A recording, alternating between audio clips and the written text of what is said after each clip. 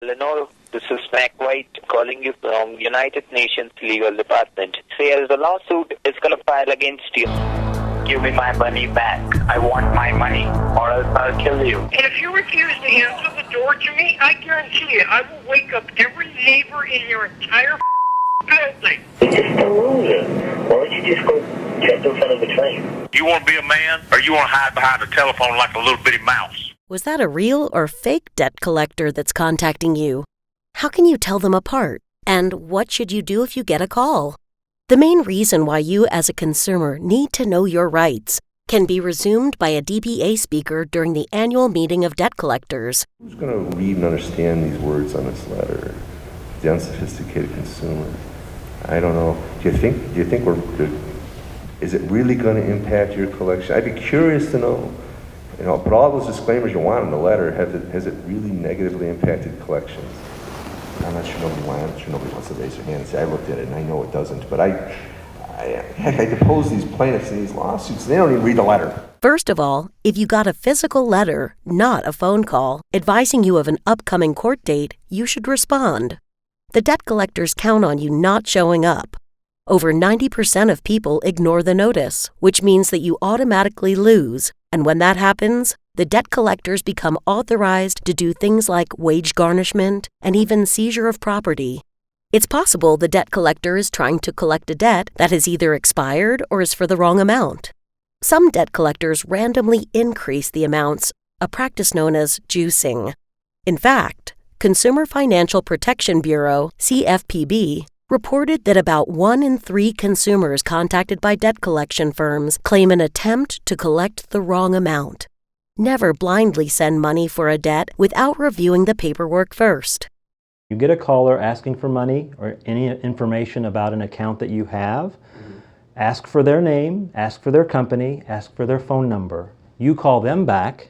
Don't do anything on the phone with them when they call you. Always demand a confirmation of debt from the creditor, which contains the proof that the debt is not past the statute of limitation, meaning it has expired.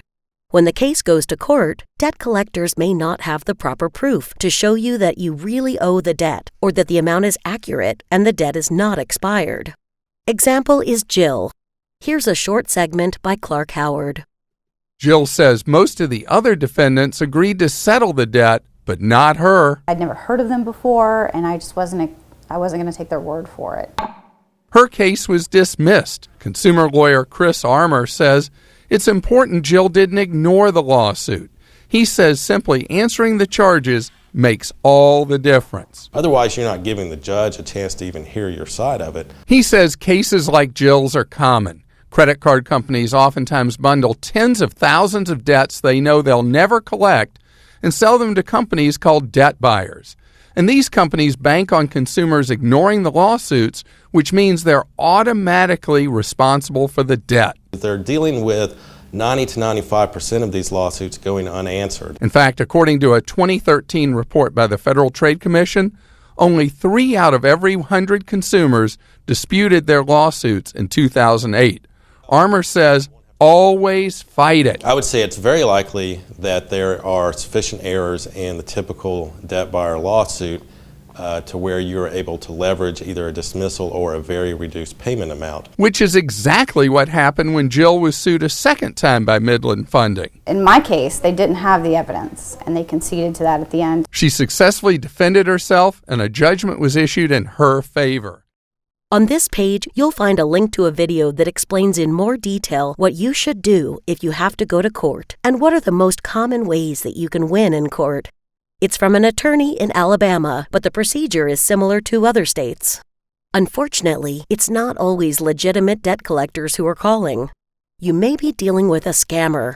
A very popular scam is called fake debt collectors, where a scam artist calls you trying to scare you into paying off a non-existent debt.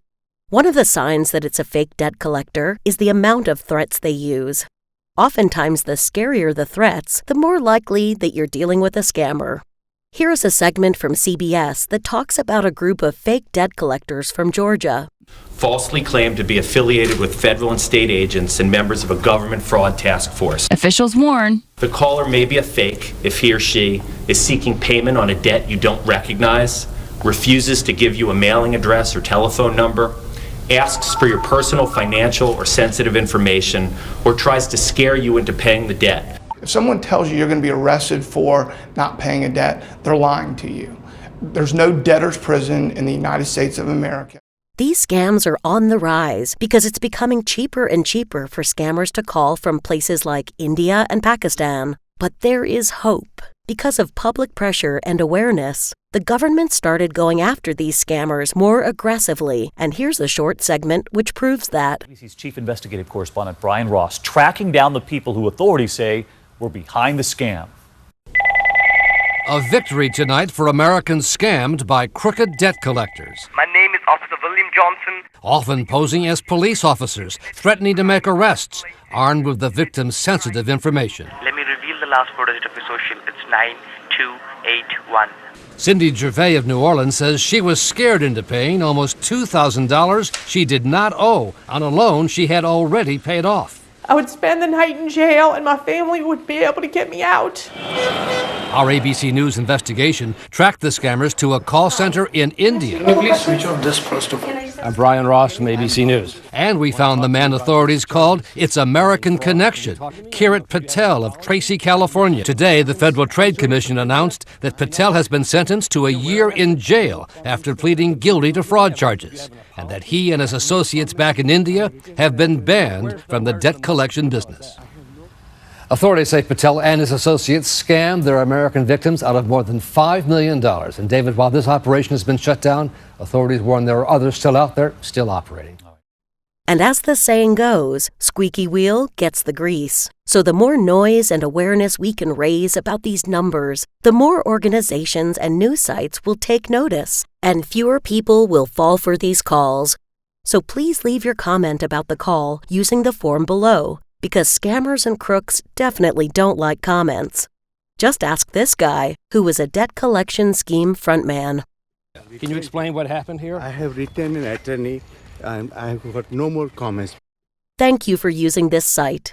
Please leave your comment below.